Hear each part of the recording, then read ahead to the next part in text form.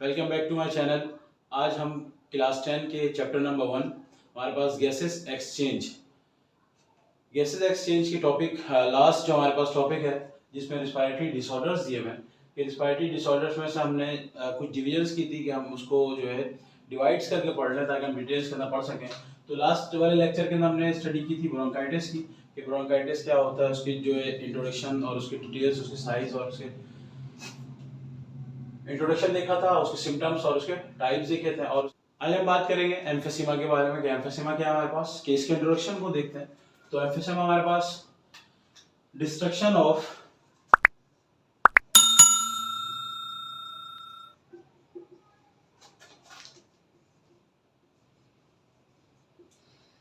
Walls of alveoli. कि हम emphysema किसको कहते हैं कि destruction of walls of alveoli. हमारे पास एल्वुलाई क्या है? एल्वुलाई क्लस्टर ऑफ पाउचेस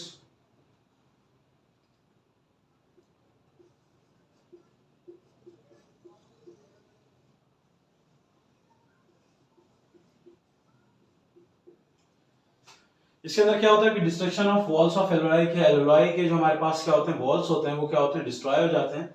मतलब कि एल्वुलाई हमारे पास क्या है क्लस्टर ऑफ पाउचेस कि जो लंग्स के अंदर हमने देखे थे छोटे छोटे खाने, जो छोटे छोटे खाने में रहते हैं उसका एक क्लस्टर बना होता है, दिस इज कॉल्ड एल्वुलाई। इसके अंदर क्या होता है कि हमारे पास एल्वुलाई के वॉल्स क्या होते हैं इसके डिस्ट्रक्ट हो जाते हैं, टूट जाते हैं। इसका इंट्रोडक्शन हमारे पास क्या है कि destruction of walls of alveoli. Cluster alveoli क्या होता है हमारे पास क्लस्टर ऑफ पाउचेस, जो हमारे पास लंग्स के अंदर जो पाउचेस मौजूद होते हैं, ये पाउचेस जो गुच्छा एक होता है उसको हम क्या कहते हैं एल्वुलाई कहते हैं। और एल्वुलाई का टूटना मतलब कि किसी भी लंग्स के एल्वुलाई को क्या हो जाना है, उसके वॉल्स को डिस्ट्रैक्ट होना, दिस इज कॉल्ड हमारे पास उसको हम क्या कहते हैं एम्फीसिमा कहते हैं। एम्फीसिमा के अंदर टाइप्स की अगर बात की तो हमारे पास ये जो टाइप्स है इसका, ये क्रोनिक टाइप है। क्रोनिक डिजीज को हमने लास्ट में भी देखा था कि लास्ट वाले के अंदर भी कि ब्रोंकाइटिस के अंदर दो टाइप्स थे, एक एक्यूट था और एक क्रोनिक था। क्रोनिक हम किस चीज को कहते हैं जो क्या हो कि लॉन्ग टर्म डिजीज हो, इसको क्या हो लॉन्ग टर्म डिजीज।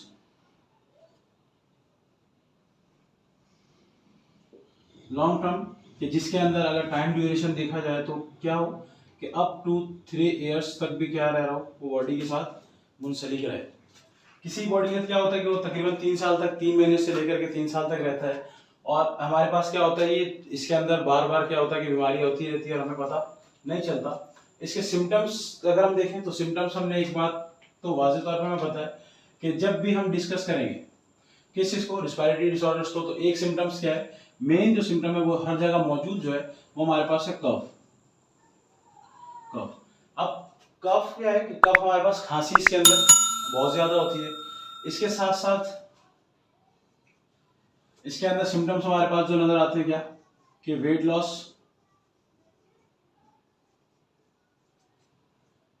और इसी तरह लॉस ऑफ वेट के साथ साथ हमारे पास O2 कि ब्लड के अंदर से हमें ऑक्सीजन लेवल कम होता हुआ नजर आता है कि जिसके अंदर क्या होता है कि इसकी वजह क्या है ये हम आखिर में डिटेल में देखेंगे कि क्या वजूहत हो रही है कि जिसकी वजह से क्या होता है कि ऑक्सीजन लेवल भी कम हो गया।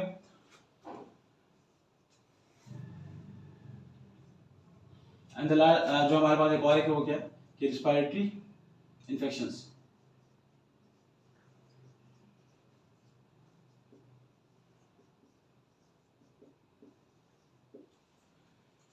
समझिएगा कि क्या कहना चाह रहे हैं इसके अंदर कि हमारे पास सिम्टम्स क्या होता है कि जब अगर किसी शख्स के अंदर एम्फीसिमा पाया जाएगा तो उसमें एक तो हमारे पास लाजमी है कि कफ तो हर बीमारी के अंदर, चाहे वो एम्फीसिमा हो, ब्रोंकाइटिस हो, निमोनिया हो या अस्थमा या लंग कैंसर, सबके अंदर क्या है कि कफ तो मौजूद है।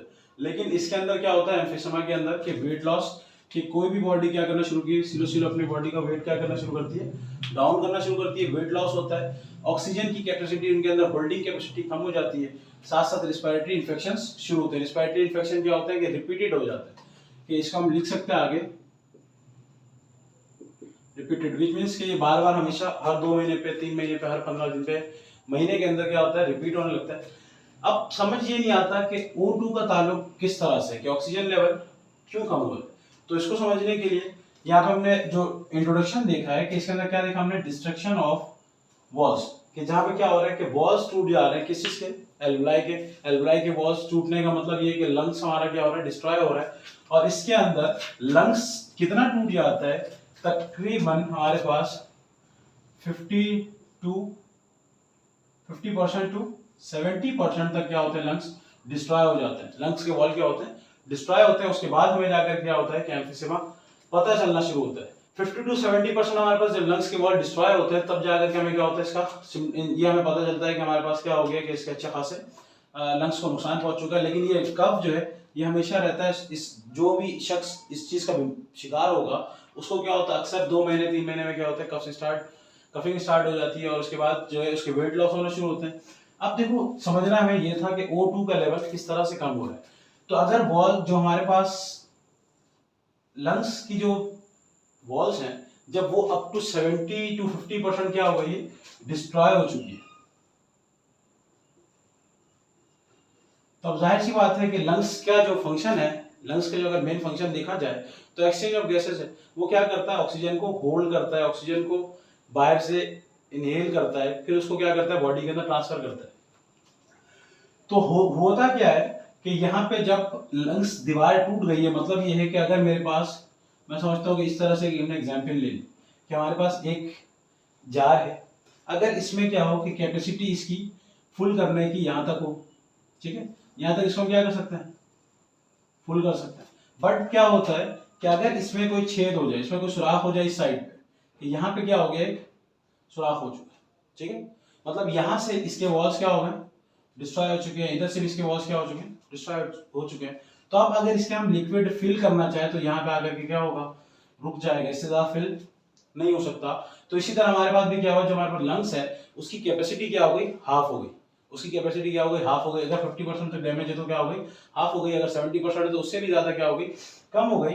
तो विच मीन्स कि हमारे पास फिर ऑक्सीजन भी क्या हुआ, कम हो गया, ऑक्सीजन भी क्या हो चुका है, कम। तो ऑक्सीजन जब आगे की तरफ नहीं मिल रहा तो जाहिर सी बात है बॉडी क्या करेगी, वेट लॉस करेगी। क्योंकि जब ऑक्सीजन की वजह से क्या होता है, ऑक्सीजन की वजह का हमारी बॉडी के अंदर एक फंक्शन होता है रिस्पायरेशन।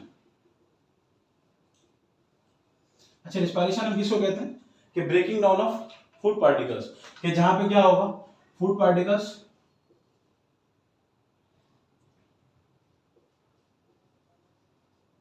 ठीक है, फूड पार्टिकल्स क्या होंगे, ब्रेक होंगे। जहां पे क्या होंगे, फूड पार्टिकल्स ब्रेक हो रहे होंगे। तो यहाँ पे जब जाहिर सी बात है ऑक्सीजन के लेवल कम हो गया तो फूड पार्टिकल्स भी क्या हो रहे हैं, कम ब्रेक, और उससे एनर्जी कम मिल रही है। तो जब एनर्जी कम मिल रही थी बॉडी क्या करेगी, उस अपनी बॉडी के अंदर जो स्टोर एनर्जी है उसको यूज कर लेगी।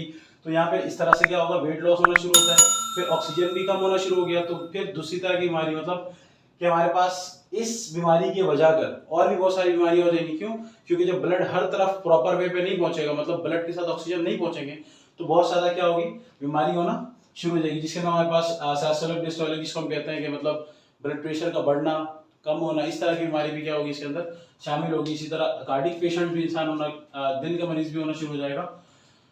और उसके साथ साथ अगर बात की जाए तो इसके अंदर ये रिस्पिरेटरी इन्फेक्शंस का वर्ड जो है, रिस्पिरेटरी इन्फेक्शन क्या है कि ये बार बार रिपोर्ट हो। ऐसे लोग हमारे दरमियान बहुत सारे नजर आते हैं कि जिनके अंदर क्या हो, बात करते हुए खांसना शुरू हो जाता है।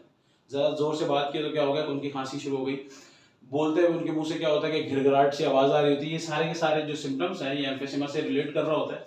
और इसके अंदर जब हमें पता चलता है कि हमारी बॉडी का 70% तक क्या हो गया, सेल डिस्ट्रॉय हो चुका है, तो इस वक्त फिर बचने के चांसेस क्या होते हैं उसके, बहुत कम होते हैं। ये शख्स जो अपनी आखिरी की जिंदगी गुजारता है वो किस पे, वेंटिलेटर के ऊपर। ये अपनी आखिरी जिंदगी किस पे, आखिरी सांसें कहाँ गुजारता है, वेंटिलेटर के ऊपर। अब इसके हम काउजेस की बात कर लेते हैं। तो काउज हमारे पास कौन कौन से हैं वो देखते हैं। तो सबसे मेन काउज जो इसका है, सबसे जो इंपॉर्टेंट काउज है जो आपकी बुक में नहीं मौजूद, वो मेन काउज इसका जो है हमारे पास है स्मोकिंग। ये स्मोकिंग की वजह से क्या होता है, सबसे ज्यादा जो हमारे पास सबसे मेन काउज इसका क्या है, स्मोकिंग है। कि स्मोकिंग हमने जितने भी केसेस स्टडी किए हैं तो उसके अंदर हमने क्या देखा है कि सबके अंदर एम्फिसेमा की जो बीमारी मिली है जो पेशेंट्स के अंदर, उनके अंदर क्या था, स्मोकिंग की वजह से या तो वो स्मोक करते थे या वो ऐसी जगह पे रहते थे जो इनके इर्द गिर्द में लोग क्या थे जहाँ पे स्मोक का काम होता था, मतलब कि जहाँ पे बहुत ज्यादा स्मोक यूज करते थे। इसी तरह नेक्स्ट हमारे पास है स्मोकिंग है। उसके बाद हमारे पास क्या है, केमिकल इरिटेंट्स, केमिकल्स। जो लोग केमिकल इंडस्ट्रीज के अंदर काम करते हैं और वो अपने एहतियात नहीं करते, अगर फर्स्ट एड नहीं लेते हैं, फर्स्ट सेफ्टी नहीं लेते हैं, तो उनके अंदर भी बहुत ज़्यादा चांसेस होते हैं। इसी तरह जो लोग मार्बल वगैरह के काम कर रहे होते हैं, आपने देखा होगा उनके पास बहुत ज़्यादा डस्ट पार्टिकल्स उड़ रहे होते हैं। तो थर्ड काउंस हमारे पास क्या है कि डस्ट पार्टिकल्स, कि ये सारे के सारे क्या है एम्फीसेमा के अंदर बहुत ही, एम्फीसेमा के लिए क्या होता है कि बहुत ज़्यादा नुकसानदेह साबित होता है। और इस केस के अंदर जो है आखिर में इंसान की डेथ हो जाती है। क्यों, हमें पता नहीं चलता। और अगर शख्स क्या है कि कोई शख्स क्या हो कि फर्स्ट सिम्टम्स जब उसके अंदर वाजे हो जाए, विच मीन्स कि अगर उसको रिपीटेड कफ स्टार्ट हो जाए, होता है कि हम क्या करते हैं कि जैसे हमें बुखार हुआ या इन्फेक्शंस, जैसे में रेस्पिरेटरी इन्फेक्शंस, हम क्या करते हैं मेडिसिन लिए और कुछ दिन में क्या हो जाता है, हम ठीक हो जाते हैं, फिर हम दोबारा से घूमना फिरना वैसे ही शुरू हो गए, वैसे ही स्मोकिंग शुरू कर दी। देन फिर क्या होता है कि दोबारा से ही ये हमारे पास आता है, फिर हम इसी तरह रिपीटेड एक्शंस के अंदर क्या करते हैं कि मेडिसिन इनटेक किया, हम ठीक हो गए। तो अगर इनका प्रॉपर इलाज किया जाए, प्रॉपर मेडिकेशंस की जाए और साथ साथ स्मोकिंग को छोड़ दिया जाए, तो चांसेस हैं कि आप इस चीज से बच सकते हैं कि आपके जो डिस्ट्रक्शन ऑफ वॉल्स हैं ये बच जाएंगे। क्योंकि जब डिस्ट्रक्शन ऑफ वॉल्स हमें पता चलता है तो उस वक्त तक आपके फिर चांसेस जो है क्या होते हैं कि बहुत कम हो जाते हैं कि आप जिंदा बच सकें। तो आज जो हमने देखा है वो डिस्कस किया एम्फीसेमा। एम्फीसेमा के अंदर क्या था इंपॉर्टेंट कि इसको हम अगर पूछा जाए पेपर के अंदर कि व्हाट इज एम्फीसेमा या इसकी डेफिनेशन या इसका इंट्रोडक्शन, तो आप लिख सकते हैं कि destruction of walls of alveoli, कि किसी भी लंग्स के जो वॉल है वो अगर क्या हो जाए डिस्ट्रॉय हो जाए, एल्वेलाई क्या हो जाए उसका डिस्ट्रॉय होना शुरू हो जाए। और एल्वेलाई क्या होता है, क्लस्टर ऑफ पाउचेस कहते हैं, मतलब कि जो जगह है जिसके अंदर क्या होंगे ऑक्सीजन वगैरह रह रहे हैं, इस चीज को हम क्या कहते हैं एल्वेलाई। तो ये चीज हमने देखा। उसके बाद इसके अंदर सिम्टम्स देखेंगे कि सिम्टम्स क्या है, कफ है। और हमने ये चीज देखा हुआ है कि जब भी रिस्पिरेटरी डिसऑर्डर पड़ेंगे जिसका फंक्शन क्या हो, रिस्पिरेटरी सिस्टम से हो, लंग से हो, तो वहां पे कफ क्या है लाजमी है। इसी तरह दूसरा सिम्टम हमने क्या देखा कि इसके अंदर वेट लॉस। तीसरा ऑक्सीजन क्या होगा कि लो होना शुरू हो जाएगा, ऑक्सीजन की होल्डिंग कैपेसिटी क्या हो जाएगी, कम हो जाएगी। इस एग्जांपल में हमने यहाँ पे देके समझाई है। चौथा हमारे पास क्या है कि रिपीटेड, इसके अंदर क्या होंगे रिस्पिरेटरी इन्फेक्शंस होंगे। और इसकी टाइप्स देखिए कि टाइप्स हमारे पास क्या है, कोरोनिक टाइप है। कोरोनिक टाइप किसको हम कहते हैं, जो क्या हो लॉन्ग टर्म डिजीज के अंदर हो, विच मीन्स कि हमारे पास जिसके अंदर क्या हो रहा हो कि कोई भी जो बीमारी है वो खतरनाक साबित होने लगे, this is called chorionic disease. कि जिसके अंदर क्या होता है कि तकरीबन 3 महीने से लेकर के 3 साल 2.5 साल तक क्या होता है बीमारी रहती है। और इसके अंदर ये हमारे पास परमानेंट डैमेज देता है।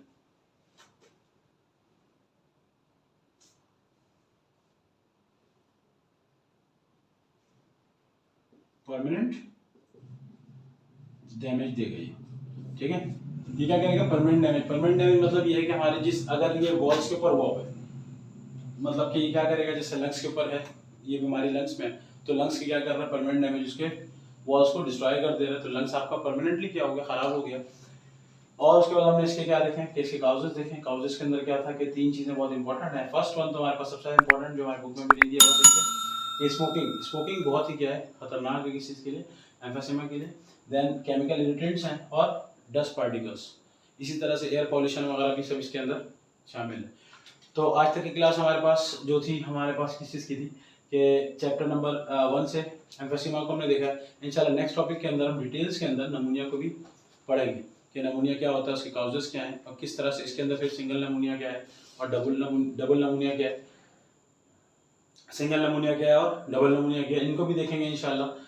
उसको भी डिटेल्स के अंदर, और कोशिश रहेगी कि आप इसको अगर लॉन्ग क्वेश्चंस के आते हैं तो उसको भी आप क्या कर सकें आसानी से कर सके कि इतने हम इसके अंदर डेफिनेशंस टाइप के और इसके इनके हम इतने सारे हेडिंग्स कर देंगे कि जिसमें क्या कर सकते हैं आप इसको लॉन्ग्स के अंदर भी आसानी पूरा कर सकते हैं। जब तक के लिए इजाज़त दीजिए, अल्लाह हाफिज़, इंशाल्लाह मिलते हैं।